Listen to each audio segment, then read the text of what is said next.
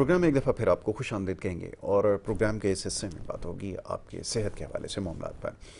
اور صحت میں جب بھی بات ہوتی ہے یا بات کرنے کا موقع ملتا ہے تو ہمیشہ مختلف قسم کی بیماریوں کے حوالے سے بات ہوتی ہے، جس میں کھانسی، نزلہ، بخار، یا پھر اس سے بڑھ کر کسی کو ذیابیطیز کا مسئلہ یا دیگر مسائل. انسان کی جو صحت ہے اس میں سب سے بڑا اور سب سے اہم رول ہے اس کی نفسیات کا بھی ہے، اس کے ذہن اور اس کے سوچنے کے طریقے سے بھی ہے، اور اس کو بھی بیماریاں لاحق ہو سکتی ہیں. ان بیماریوں کا ادراک نہیں ہو پاتا کیونکہ ان تمام چیزوں کو ہم شاید نہیں سمجھتے. تو اسی حوالے سے ہم کوشش کر رہے ہیں پچھلے کئی پروگرامز میں، بلکہ پچھلے کئی ماہ سے یہ سلسلہ ہم نے شروع کر رکھا ہے کہ آپ کی نفسیات کے حوالے سے معاملات اور مسائل کے اوپر گفتگو کی جاتی ہے. اور ہمارے جو معزز مہمان ہیں ایک ماہر نفسیات ہیں جو اس سیگمنٹ میں ہمارے ساتھ موجود ہوں گے. آپ کا تعارف یہ ہے کہ آپ نفسیات کے حوالے سے جیسے میں نے کہا کہ کام کر رہے ہیں، ماہر نفسیات ہیں، نہ صرف پاکستان میں بلکہ پاکستان سے باہر بھی بڑے ایک طویل عرصے تک اپنی خدمات جو ہے آپ نے سر انجام دی ہیں دنیا کے مختلف ممالک میں، اور اب بہت ٹائم سے پاکستان میں ہیں اور لوگوں کی نفسیات کے حوالے سے کام کر رہے ہیں، اس کا علاج کر رہے ہیں. نہ صرف نفسیات کے حوالے سے بلکہ نشے کے عادی جو لوگ ہیں یا اس لت میں جو مبتلا ہیں ان کو بھی ٹھیک کر رہے ہیں. ایک مرکز آپ نے بنایا ہے، ایک ہاسپٹل آپ نے یہاں بنایا ہے، یاسین نفسیاتی ہسپتال، اور وہاں پر اس طرح کے مریضوں کا علاج کیا جاتا ہے. تو ڈاکٹر صاحب کیونکہ آج یہاں پر موجود ہیں، ایک دفعہ پھر انہیں میں خوش آمدید کہوں گا. سب سے پہلے تو ڈاکٹر صاحب آپ کو ویلکم کروں گا. Thank you so very much once again for being with us. Doctor صاحب بہت سارے مسائل اب سامنے آ رہے ہیں جو کہ براہ راست جن کا تعلق نفسیات سے ہے. تو میں چاہوں گا ذرا آج اس حوالے سے بات کریں. آئے دن جو ہم خبریں دیکھ رہے ہیں جس میں سیوسائڈز بڑھتی جا رہی ہیں، ہوموسائڈز بھی ہو رہی ہیں. پاکستان میں لوگ شاید اس سے اتنا واقف نہیں ہے لفظ سے، لیکن یہ ہے کہ یہ بڑھتے چلے جا رہے ہیں. فیملی کے اندر رفٹس نظر آ رہی ہیں اور وہ کلیشز ہمیں نظر آ رہے ہیں. اور پھر ہم کیا کہیے، جس طرح کا میڈیا ہے، جس طرح کے ڈرامے دکھا رہے ہیں، وہ اس چیز کو اور اگنائٹ کر رہے ہیں، اور یہ بڑھتی چلی جا رہی ہے. آپ کی فیملی کے اندر جو ہے رفٹس ہیں، اختلافات ہیں، اور وہ اس کو بہت تیزی سے جو ہے وہ سوسائٹی کے اندر اب ہمیں نظر آنا شروع ہو گیا. اب سوال یہ ہے کہ اس کو کیسے کنٹرول کیا جائے. اور پھر جیسا بھی ہم بریک سے جو پروگرام شروع ہونے سے پہلے جب بات کر رہے تھے کہ ہم بہت زیادہ مٹیریلسٹک ہماری اپروچ ہو چکی ہے ان تمام چیزوں کے پاس جانا. انفلیشن ایک طرف ہے، لیکن لائف سٹائل کو مینٹین کرنا اور پھر آگے جانا، یہ تمام چیزیں بڑے سیریس پرابلم جو ہے وہ کاز کری. میں چاہوں گا ذرا اس کے اوپر آج گفتگو ہو، کیسے اس کو اوور کم کیا جائے. جی اچھا سوال ہے یاسر، اور میں تو ڈیلی پیشنٹس دیکھتا ہوں، پریکٹیکل لیولز پہ ان کی پرابلم سنتا ہوں. اور جیسے آپ کہہ رہے ہیں ڈپریشن، مایوسی، انزائٹی، بے چینی، ناخوش رہنا، اور نفسیات کے حوالے سے نیند کا نہ آنا، سوچتے رہنا بہت ہی بڑھتا جا رہا ہے. لیکن اس کا بہت گہرا تعلق مٹیریلزم سے ہے، اسٹیٹس سے ہے، کمپیریزن سے ہے. اور ہم جیسے ایسے سوچ رہے ہیں کہ ہم ترقی کر رہے ہیں، جبکہ یہ غلط ہے. کیونکہ جیسے جیسے اویئرنیس آ رہی ہے، سوشل میڈیا ہے، جس طرح کے ڈرامے ہم دیکھ رہے ہیں، اس میں بیسیکلی دکھایا جو جا رہا ہے وہ لوگوں کو یہ سوچنے میں مجبور کر رہا ہے کہ ہمیں پہلے سے بہتر ہونا ہے. اب ان کا بہتر ہونے کا معیار اب یہ ہو گیا ہے کہ زیادہ اچھی گاڑی ہو، زیادہ برانڈ کے کپڑے ہوں، ہم جو ہیں بڑے گھر میں رہ رہے ہوں، اور ایک دوسرے کو دکھانا ہے کہ ہم آپ سے بہتر ہیں. یس. اچھا، تو یہ اگر خوشی کا معیار ہے تو میں سمجھتا ہوں کہ ہماری سوسائٹی کبھی بھی خوش نہیں ہو سکتی. کیونکہ ایک تو اس کی کوئی لمٹ نہیں ہے، دوسری جتنی زیادہ آپ خواہشات بڑھائیں گے اس کا پورا کرنے کے لیے آپ کو اتنا ہی اسٹریس سے گزرنا پڑے گا. دیکھیں 30 40 50 سال پہلے زندگی بہت سمپل ہوتی تھی. ایک ہی فون ہوتا تھا گھر میں، ایک ہی ہارڈلی کوئی ٹیلی ویژن کسی کے گھر میں ہو تو وہ 5 بجے نشریات شروع ہوتی تھی، 9 10 بجے ختم ہو جاتی تھی. تو جتنی سمپل لائف تھی، لوگ ایک دوسرے کے ساتھ ٹائم گزارتے تھے، سمپل چیزوں کو انجوائے کرتے تھے، نیچر کو انجوائے کرتے تھے، ایک دوسرے سے ملتے تھے. یہ نہیں کہ ان کے 400 سے 1000 فرینڈ فیس بک پہ ہوں، ان کے 1 2 3 دوست ہوتے تھے، لیکن کم سے کم آ کے ملتے تھے، شام کو بیٹھتے تھے، باتیں کرتے تھے، ایک دوسرے سے اچھی باتیں کرتے تھے، ایٹ لیسٹ پرابلم شیئر کرتے تھے. تو یہ چیزیں جو ہے نا وہ کم سے کم ہوتی جا رہی ہیں. اور میں سمجھتا ہوں جب تک ہمیں کمپٹیٹیو ہونے کی ضرورت ہے، میں سمجھتا ہوں ہر انسان کو ہے، لیکن کمپٹیشن یہ ہونا چاہیے کہ ہم اندر سے خوش ہیں, پیس میں ہیں, ہماری ہیلتھ اچھی ہے, فزیکل ہیلتھ اچھی ہے, سائیکولوجیکل ہیلتھ, نفسیات کی ہیلتھ, دماغ کی ہیلتھ اچھی ہے. جب آپ ان پہ کام کریں گے اور ایک دوسرے سے بہتر کمپٹیشن میں آئیں گے تو میں سمجھتا ہوں آپ اسٹیٹس کو بھول جائیں گے, آپ مہنگی چیزوں کو بھول جائیں گے. اور ضروری نہیں ہے کہ آپ کے پاس اچھی مہنگی گاڑی ہو یا بہت بڑا گھر ہو تو وہی آپ کو خوش رکھے. ایسی ایگزامپلز ہیں, میں باہر کے ملکوں میں رہا ہوں, میں آسٹریلیا میں بھی رہا ہوں 18 سال, 8 سال آئرلینڈ اور انگلینڈ میں رہا ہوں, اور وہاں امیر لوگوں کو بھی دیکھا ہے, اور ہائی ویسٹرن کنٹریز میں ہر چیز اویلیبل ہے. لیکن کہیں بھی مٹیریلزم آپ کو خوشی نہیں دے سکتا, برانڈز آپ کو خوشی نہیں دے سکتی. یہ ایسی دوڑ ہے جو نہ ختم ہونے والی دوڑ ہے. آپ کی زندگی ختم ہو جائے گی لیکن یہ دوڑ ختم نہیں ہونے والی. تو یہ تو میں شور ہوں کہ یہ چیز اگر آپ کو اگر اس کو آپ معیار بنا رہے ہیں نا, خوشی کا اسٹینڈرڈ بنا رہے ہیں, تو دین آپ ناخوش ہونے کی طرف جا رہے ہیں. آپ کی انزائٹی بڑھے گی, آپ کی نیندیں اڑیں گی, آپ ایک دوسرے کو دیکھ کے جلیں گے, آپ کبھی بھی سکون میں نہیں رہیں گے. بالکل ٹھیک ہے. تو یہ چیز ضروری ہے, جیسے بھی ڈاکٹر صاحب نے کہا, ابھی سمجھانا ہمارے لیے ٹائمز بڑا مشکل ہو جاتا ہے لوگوں کو. ایک کیسے ان چیزوں سے جان چھڑائی جائے, ہر شخص اسی بارے میں سوچ رہا ہے, اور ایک ریس سی لگی ہوئی ہے, یہ چیزیں حاصل کرنا, نیا موبائل فون لینا اور یہ سب کچھ کرنا. اس کی وجہ سے فیملیز کے اندر میں دیکھ رہا ہوں کہ بہت زیادہ جو ہے وہ پریشانیاں, اور ویسے ہی اتنے زیادہ اکنامک چیلنجز ہیں, اتنی کرٹیکل سچویشن جب اکانومی کی ہو تو پھر بڑا مشکل ہو جاتا ہے. دین موونگ فارورڈ تھوڑی سی بات ہوگی ڈومیسٹک وائلنس کے حوالے سے. کچھ بڑی انفارچونیٹ ایسی رہی, ہماری کچھ خبریں ایسی آئی ہیں جو بڑی پریشان کن ہیں, بڑی تیزی سے اس میں اضافہ ہوتا چلا جا رہا ہے. ڈاکٹر صاحب, اس کو کیسے اوور کم کیا جائے؟ اب اس کی بہت ساری شکلیں ہیں, میں چاہوں گا ذرا اس کو ایڈریس کیا جائے, اس کے اوپر کیا کر سکتے ہیں؟ بالکل, دونوں چیزیں آپ نے بالکل صحیح بولی. پہلی بات, اس کی بہت سی شکلیں ہیں. تو فزیکل ڈومیسٹک وائلنس ہی صرف ڈومیسٹک وائلنس نہیں ہوتا, سائیکولوجیکل, ایموشنل, فائنینشیل, ایون اب تو کہتے ہیں کہ ٹیکنالوجیکل وہ بھی وائلنس ہے. بالکل ایسا ہی. تو بیسیکلی اس کی بہت سی فارمز ہیں. ایک تو یہ, دوسرا یہ کہ جب تک آپ کو روٹ کاز کو ٹریٹ نہیں کریں گے ڈومیسٹک وائلنس کی, اور سمجھیں گے کہ نہیں ڈومیسٹک وائلنس کی ایکچوئل وجوہات کیا ہیں, جب تک اس کا ٹریٹمنٹ مشکل ہے. میرا کہنے کا مطلب ہے, کیا یہ انوائرمنٹل ہے, کہ آپ کے انوائرمنٹ سے آ رہا ہے, یا پھر پیتھولوجیکل ہے. کیونکہ کئی نفسیات کے پیشنٹس جو ہیں, کیونکہ ہوتا یہ ہے کہ جو ابیوزرز ہیں, جو ایکچولی ڈومیسٹک وائلنس کرتے ہیں, وہ کسی نہ کسی پوائنٹ پہ وکٹم رہ چکے ہوتے ہیں. وکٹم پھر ابیوزر بنتا ہے, ابیوزر جو وکٹمائز کرتا ہے جس کو, وہ پھر فیوچر کا ابیوزر ہے, اور یہ ایک چین ہے. اس کو سمجھنا بھی ضروری ہے.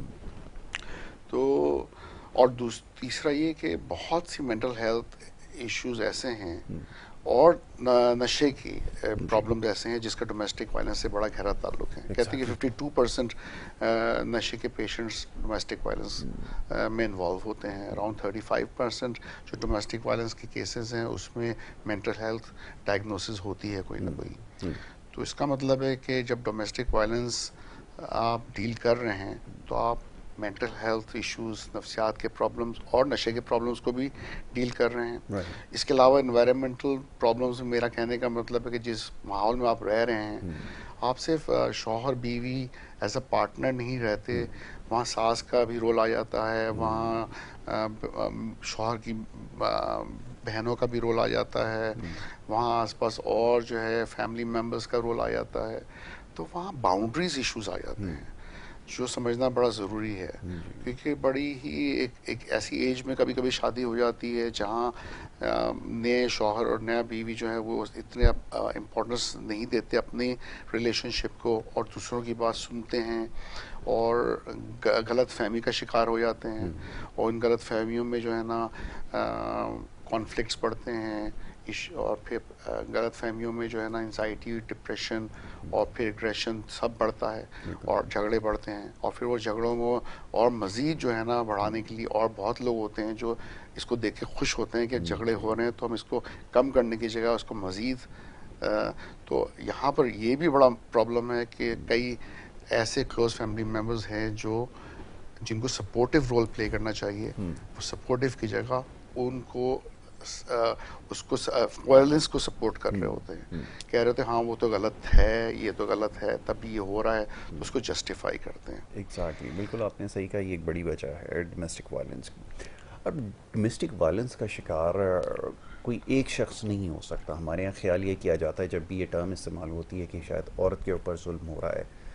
مرد کے بہت سارے کیسز آپ کے اپنے ایکسپیرینسز میں رہے ہیں. ابھی جو آپ نے جب آسٹریلیا جانے سے پہلے ایک کیس کے بارے میں تذکرہ کیا تھا, میں چاہوں گا ذرا اس کے بارے میں بتائیں کہ کیا پروگریس رہی ہے, کیونکہ سائیکلوجیکل ایشوز کی وجہ سے بھی بہت سارے پرابلمس ہوتے ہیں. کنفرنٹیشن ہو رہی ہوتی ہے, بات بات پہ نوک جھوک, پھر اس کا اثر بچوں پر بھی آنا شروع ہو جاتا ہے, بچے بھی اس کا شکار ہو جاتے ہیں. کنٹرول کیسے کیا جائے؟ کوشچن یہ ہے کہ اس کو کیسے کنٹرول میں رکھا جائے, اور رسپانسبلٹی کس کی ہے, کیونکہ ہمیشہ سے یہ کہا جاتا ہے کہ جو ہیڈ آف دا فیملی ہے وہ رسپانسبل ہے ساری چیزوں کو کنٹرول کرنے میں. لیکن ایٹ ٹائمز ویسا بھی ہوتا ہے جیسا بھی ایک پاسٹ میں کیس آپ کے پاس آیا, پھر کیا کیا جائے؟ دیکھیں, ہیڈ آف دا فیملی ہی اگر بیمار ہو تو پھر وہ بیچارہ کیا کنٹرول کرے گا. ایک تو یہ آئی ڈونٹ نو ایگزیکٹلی کہ ہم اسی کیس کی بات کر رہے ہیں, لیکن ایک جو کیس آیا تھا جانے سے پہلے, ایک تو سبسٹنس ابیوز کا کیس تھا. وائلنس اس میں بہت بڑا ایشو تھا, بلکہ اس میں رسک آف ہوموسائڈ تھا کہ وہ قتل کرنے والا تھا اپنی بیوی کو. اور وہ تھا ایک پیشنٹ جو ایمفیٹامین ابیوز کر رہا تھا, کرسٹل ابیوز کر رہا تھا, نشے کا پیشنٹ تھا. اس کو یہ شک اور جیلسی ہونے لگی تھی کہ شاید کوئی جو ہے چکر اس کی بیوی کا چل رہا ہے. اس کو آوازیں آتی تھیں چھت سے, اور وہ رات کو یہ سوچتا تھا کہ کوئی میری بیوی سے ملنے آتا ہے. یہ سارے اس کے دماغ کا کھیل تھا, اس لیے کہ جب وہ نشہ کر رہا تھا تو ڈیلیوژنز اور ہیلوسینیشنز, جیسے آڈیٹری ہیلوسینیشن ہم کہتے ہیں, آوازیں آتی ہیں, وہ آتی تھیں اس کو. تو وہ جو ہے نا, ایک دن اس نے سوچا کہ میں اپنی بیوی کو قتل کر دوں. وہ نائف لے کے بیٹھا تھا, 2 بچے اس کے چھوٹے تھے, اور وہ گلا کاٹنا چاہتا تھا اس کی وائف کا. غصہ اس کے اندر بہت تھا, لیکن جب اس نے اپنے بچوں کو دیکھا اور بیوی کو دیکھا تو پھر اس نے سوچا کہ میرا ہی مر جانا بہتر ہے. تو اس نے اپنے ہی گردن پہ چھری پھیرنے کی کوشش کی, اور جب اس کو لایا گیا تو اس کا ٹھیک ٹھاک گہرا کٹ کا یہاں پہ نشان تھا گردن پہ, اور تھوڑا سا اور کٹ جاتا تو شاید بلیڈنگ ہو جاتی, اور وہ شاید, کیونکہ مین جو یہاں سے آرٹریز اور وین گزر رہی ہیں, بہت ہی ڈینجرس ہے گردن. وہ اس کو لایا گیا. خیر جب لایا گیا وہ پورا سائیکوٹک تھا. اس کا نیبر بہت سپورٹیو تھا, لکیلی وہ لے کر آیا اس کو, پڑوسی جو تھا, اس کو داخل کیا گیا. اور وہ بہت کنونس تھا, مجھے کوشش کر رہا تھا کہ نہیں میں بس ایویڈنس موجود ہے کہ میری بیوی کے افیئر ہے. خیر جب وہ داخل رہا تقریباً 3 ہفتے میں وہ کمپلیٹلی چینج ہو گیا, امپروو ہوا. اس کی ہیلوسینیشنز ختم ہو گئیں, ڈیلیوژنز ٹھیک ہو گئیں, مطلب سائیکوسس سے نکل آیا, وہ وڈرالز ٹھیک ہوئے. تو اس کو پھر سمجھ آیا کہ وہ تو سب نشے کی وجہ سے تھا, اور وہ اپنی بیوی کو بہت پیار کرتا تھا, اور بچوں کو بہت پیار کرتا تھا, رکشا چلاتا تھا. انفارچونیٹلی اس نے نشہ شروع کر دیا تھا. تو مسئلہ یہ کہ جیسے ہی ہم نے اس کا ٹریٹمنٹ نشے کا کیا اور اس کی سائیکوسس ٹھیک ہوئی, جو پاگل پن اس کی وجہ سے ہوا نشے کی وجہ سے, تو بہت ہی اچھا دل کا انسان تھا. وہ ایسا آدمی نہیں تھا کہ وہ کسی کو نقصان پہنچا سکتا تھا, اور یہی وجہ تھی کہ اس نے سوچا تھا کہ میں اپنے آپ کو ہی ختم کر لوں. تو ایسے لوگ ہیں جو بیچارے دل کے اچھے ہیں, پرسنالٹیز ان کی اچھی ہیں, لیکن وہ بیماری کا شکار ہو جاتے ہیں اور غلط فیصلے کر لیتے ہیں. اس لیے کہ غلط, اگر نفسیاتی طور پہ نارمل نہیں ہیں تو پھر دماغ جو ہے اس کے ڈیسیجن اور ججمنٹ جو ہے وہ بیسکلی آپ کی سوچوں سے آتی ہیں, اور آپ کی سوچیں ہی جب نارمل نہیں ہوں گی تو آپ غلط فیصلے کر لیں گے. تو ڈومیسٹک وائلنس میں یہ سمجھنا ضروری ہے کہ کبھی کبھی ٹریٹمنٹ بہت کبھی کبھی نہیں, بہت ٹریٹمنٹ بہت ضروری ہوتا ہے. ایک تو یہ, اور دوسرا یہ کہ یہ سمجھنا کہ ایکچولی روٹ کاز کیا ہے. پھر وہی بات ہم گھوم کے وہیں پہ آ رہے ہیں کہ اس کو ڈیل کیسے کیا جائے اور کون اس کا رسپانسبل ہے. بیسکلی جو سین مائنڈ میں ہے اس وقت, ضروری نہیں کہ فائنینشیل کنٹرول اس کے ہاتھ میں ہو, لیکن سینٹی, اگر وہ دماغ اس کا نارمل ہے کسی انسان کا, چاہے وہ ماں ہو, باپ ہو, بیوی ہو, ایون ان کیس میں, اس کیس میں نیبر تھا جس نے انوالو کیا, اور اگر وہ نہیں ہوتا تو شاید یہ بچتا نہیں انسان. تو پڑوسی کا اس نے حق ادا کیا, اچھے پڑوسی کا لے کر آیا, اور بہت پریشان تھا اس کے لیے. اور یہ نہیں کہ صرف ایک دفعہ لے کر آیا, ڈیورنگ ٹریٹمنٹ 3 دفعہ آیا, پوچھا اس کا. تو ایسے لوگ ہیں جو اچھے انسان ہیں,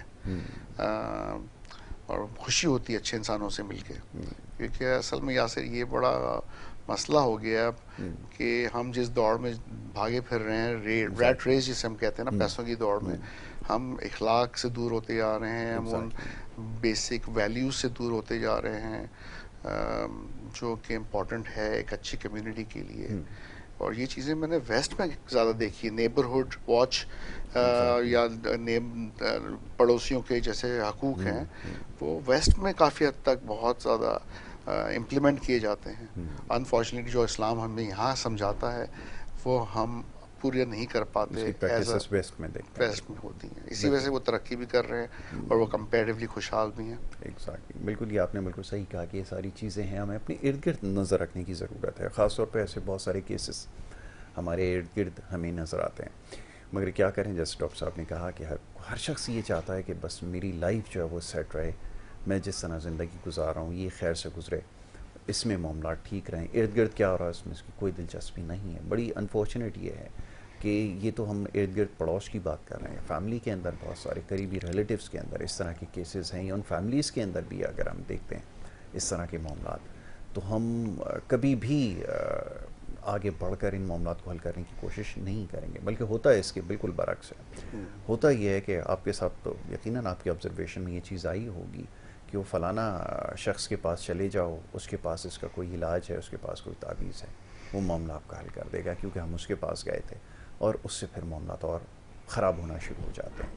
تو یہ ایک بہت بڑا پرابلم رہا ہے. جیسے میں بار بار نشاندہی کرتا ہوں کہ یہ جو ٹیلی ویژن کے اوپر خاص طور پہ اس وقت ڈرامے جو دکھائے جا رہے ہیں، اس میں بڑا خطرناک کام کیا ہے، اور یہ ٹرینڈ بڑی تیزی سے جو ہے وہ بڑھتا چلا گیا ہے.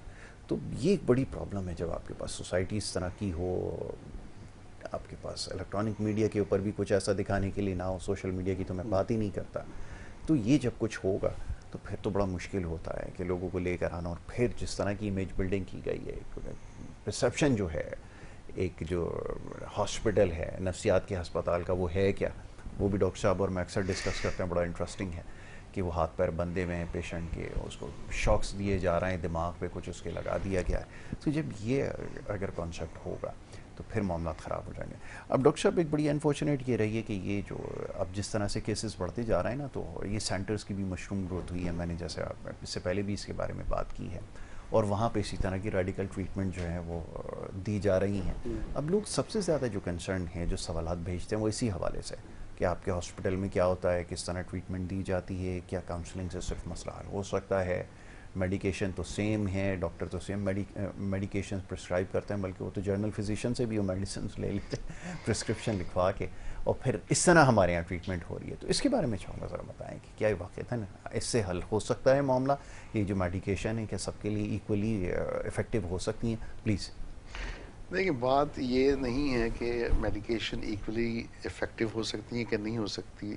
یاسر، سب سے امپورٹنٹ بات یہ ہے کہ جو میں عوام سے کہوں گا کہ جب آپ جا رہے ہیں نفسیات کا علاج کرانے کے لیے، تو آپ یہ ضرور سمجھنے کی کوشش کریں کہ جس ڈاکٹر کے پاس جا رہے ہیں اس کی کوالیفیکیشن کیا ہے، اس کا تجربہ کیا ہے.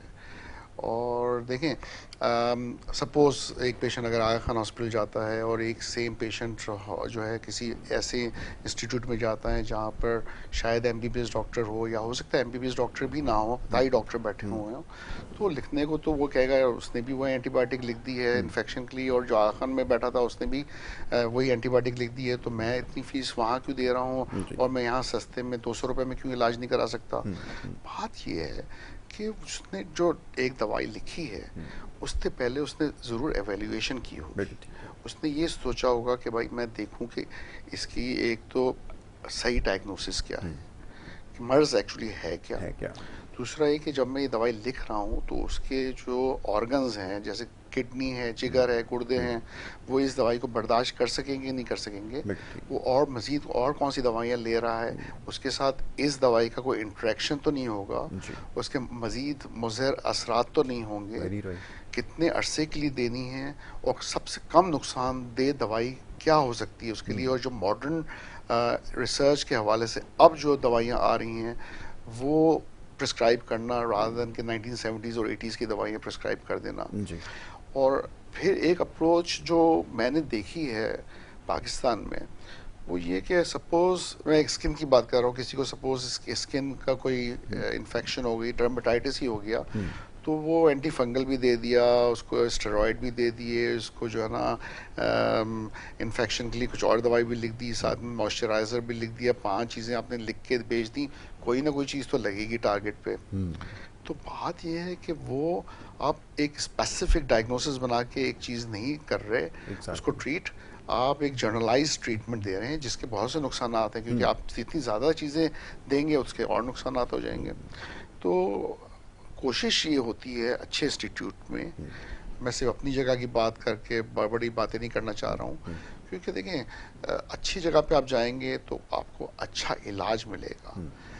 باقی دیکھیں شفا اللہ تعالیٰ دیتا ہے. میں اب میرا ایک پیشنٹ ہے داخل اس وقت ہاسپٹل میں، اس کی فیملی سے میں کل ہی بات کر رہا تھا، بڑے نا امید ہو رہے تھے اس لیے کہ ان کو میں نے کہا تھا مہینہ لگ جائے گا اس پیشنٹ کو ٹھیک ہونے میں. اب 12 دن 13 دن ہو گئے ہیں لیکن اس میں کوئی امپروومنٹ نہیں آ رہی. تو میں نے وہ کہیں گے ڈاکٹر صاحب ابھی تک کوئی امپروومنٹ ہی نہیں آ رہی، تو ہم تو لے جانا چاہ رہے ہیں پیشنٹ کو. تو میں نے کہا دیکھیں بات یہ کہ اگر مرض ہی 8 سے 10 سال پرانا ہے تو آپ یہ تو سوچیں نا کہ دوائیوں کا اثر کرنے میں تھوڑا ٹائم لگتا ہے، اس کی ڈوزز کو بڑھایا جاتا ہے آستے تاکہ اس کو نقصان نہ ہو. اور اگر میں نے آپ کو انڈیکیٹ کیا تھا کہ مہینہ لگ سکتا ہے تو وہ 35 دن بھی ہو سکتے ہیں، 25 دن بھی ہو سکتے ہیں، آگے پیچھے ہو سکتا ہے. لیکن ایک ڈاکٹر کبھی بھی ایگزیکٹ ٹائم آپ کو نہیں بتا سکتا. اگر جو کہے گا کہ میں گارنٹی دیتا ہوں وہ پھر شاید اللہ کی جگہ لے سکتا ہے، ڈاکٹر تو کوئی گارنٹی نہیں دے سکتا. ایسا ہی بالکل ہیومنلی پاسبل ہی نہیں ہے. کوشش کر سکتا ہے اور 93 to 95% چانسز ہوتے ہیں کہ پیشنٹ ٹھیک ہو جائے گا، لیکن اگین 5 to 7% چانسز ہوتے ہیں کہ پیشنٹ دوائیوں سے بھی نہ ٹھیک ہوں. تو یہ سمجھنے کی ضرورت ہے کہ ریئلسٹک ہو کے علاج کرنا بہت ضروری ہے، اور فیملی کو بھی تھوڑا سا ریئلسٹک ہونا چاہیے اور صبر سے کام لینا چاہیے. جو ریڈیکل ٹریٹمنٹ ہیں جیسے شاک ٹریٹمنٹ ہی کو لے لیں، اس کے بینیفٹس بھی تھے. اس کے بینیفٹ یہ تھے کہ 3 سے 4 دن کے اندر ہی پیشنٹ بہتر فیل کرتا ہے جب الیکٹرک شاک ٹریٹمنٹ دماغ کو دیا جاتا ہے تو. لیکن جو اس کے نیگیٹو اثرات دماغ پہ ہوتے ہیں جس کی وجہ سے اب ای سی ٹی نہیں دی جاتی ہے، اس کی وجہ یہی ہے. اب کسی جگہ پہ سپوز یہ ٹریٹمنٹ دیا جا رہا ہے اور پیشنٹ کو جلدی فائدہ ہو گیا، وہ مجھے ایگزامپل دے رہا ہے کہ دیکھیں میں تو وہاں لے کے گیا تھا، وہاں تو 1 ہفتے کے اندر پیشنٹ کو بہت جلدی آرام آ گیا تھا.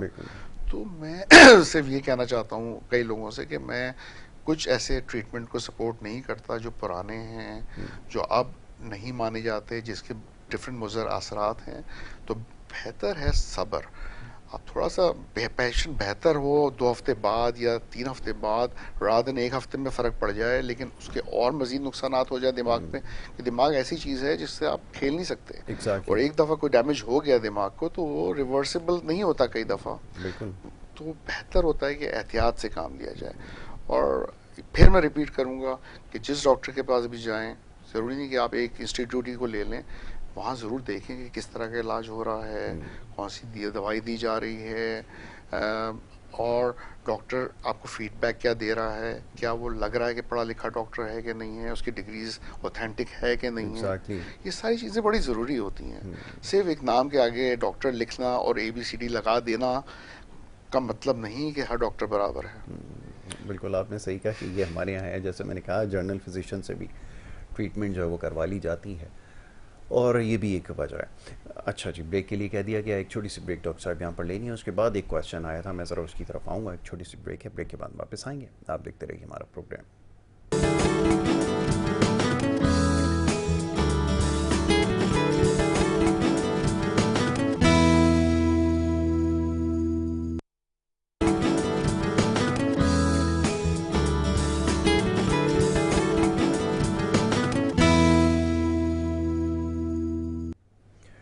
ویلکم بیک جی، ایک دفعہ پھر آپ کو خوش آمدید کہیں گے. اور بریک پہ جانے سے پہلے ڈاکٹر شفیق یاسین صاحب تشریف فرمائیں، ان سے ہم بات کر رہے تھے مختلف نفسیات کے مسائل کے حوالے سے اور بیماریوں کے حوالے سے، اور اس کا علاج کیسے کیا جاتا ہے. یہ سب میں زیادہ ضروری ہے، اس کو ذرا سمجھ لیجیے.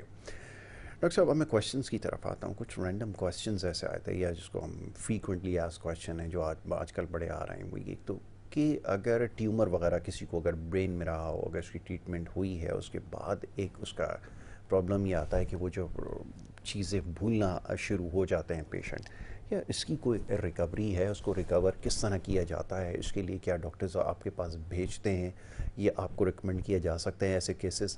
ان کے لیے کیا پروسیجر ہوتا ہے اور اس میں ریکوری کے چانسز کتنے ہوتے ہیں؟ میں چاہوں گا ذرا اس کو بھی بتا دیں. یہ صرف ٹیومر پہ نہیں، جیسے ہیڈ انجریز پہ بھی اپلائی ہوتا ہے. جیسے ہم کہتے ہیں آرگینک کوگنیٹو ڈس آرڈر ہو گیا، یا اس کے ساتھ ضروری نہیں کہ صرف میموری کا ہی مسئلہ ہو. ٹیومر ریلیٹڈ جب ہوتی ہیں آپریٹ کرتے ہیں یا پھر ہیڈ انجریز ہوتی ہیں تو اس میں پرسنالٹی چینجز آ جاتے ہیں. کچھ لوگوں کو غصہ زیادہ آنے لگتا ہے، کچھ لوگ ڈپریشن میں چلے جاتے ہیں، کچھ موڈ سوئنگس جن کے ہو جاتے ہیں. تو organic by polar effective illness ہے، آرگینک موڈ ڈس آرڈرز ہیں، آرگینک ڈپریسو النس ہیں، آرگینک کوگنیٹو ڈیفیسٹس ہیں. یہ سارے آرگینک اس میں آتے ہیں جہاں پر اس طرح کے مسئلے ہوں، جہاں پر ٹیومر ہے یا پھر ہیڈ انجریز وغیرہ ہے. اچھا، دوائیاں ڈیفینیٹلی ہیلپ کر سکتی ہیں. اور میرے پاس ایسے پیشنٹ ہیں جو آئے اور سپوز اینگر کے ساتھ آئے، دوائیاں اس کو اینگر مینجمنٹ میں ہیلپ کر سکتی ہیں، موڈ سوئنگز میں ہیلپ کر سکتی ہیں، ایموشنل اسٹیبلٹی میں ہیلپ کر سکتی ہیں. جہاں تک کوگنیٹو ڈیفیسٹ کا تعلق ہے، اس میں ڈپینڈ کرتا ہے کیونکہ کس ایریا میں ٹیومر تھا.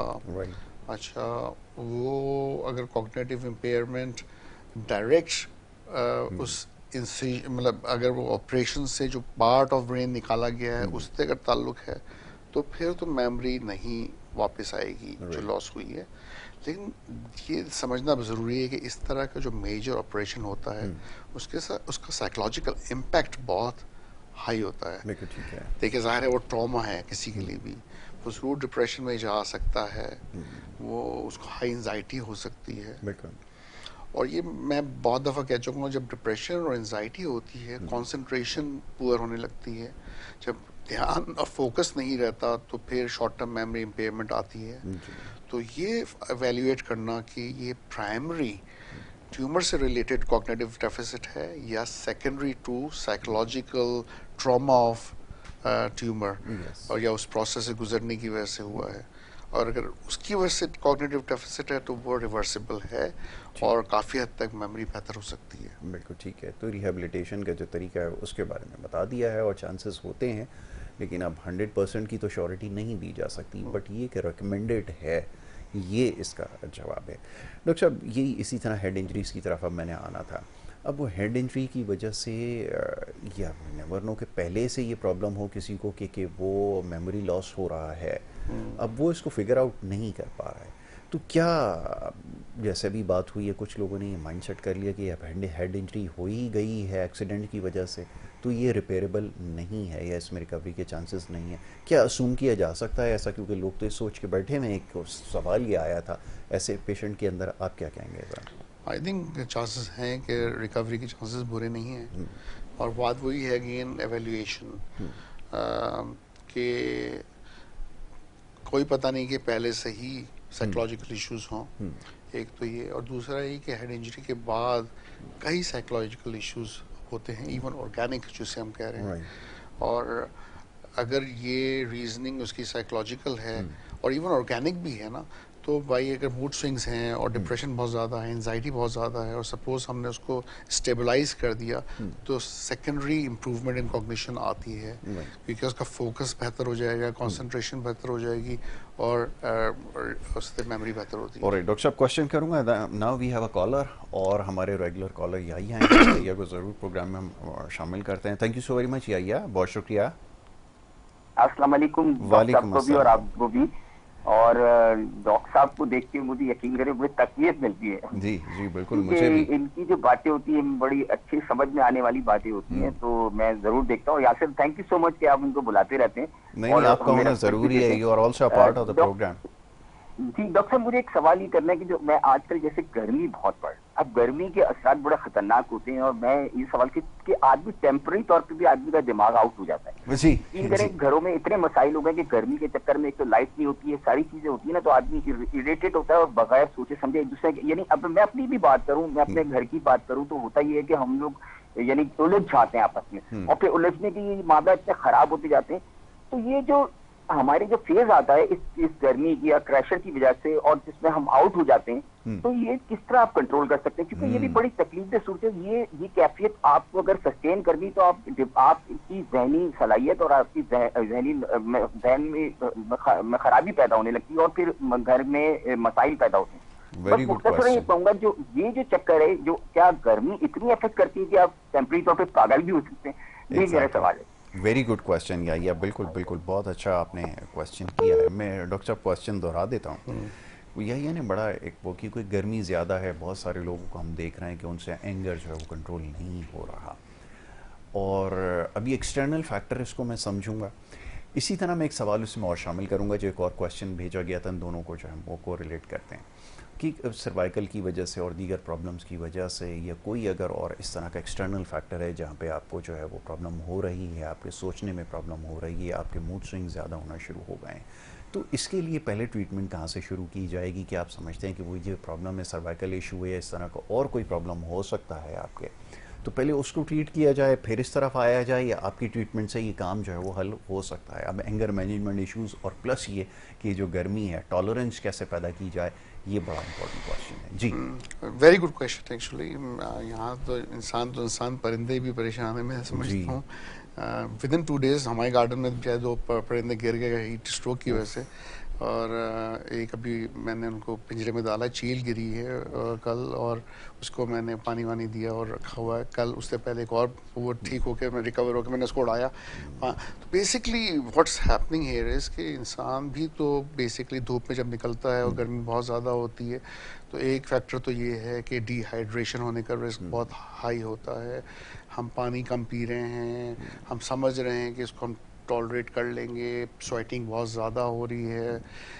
Definitely hit it self mood پہ بڑا نیگیٹو امپیکٹ ڈالتا ہے.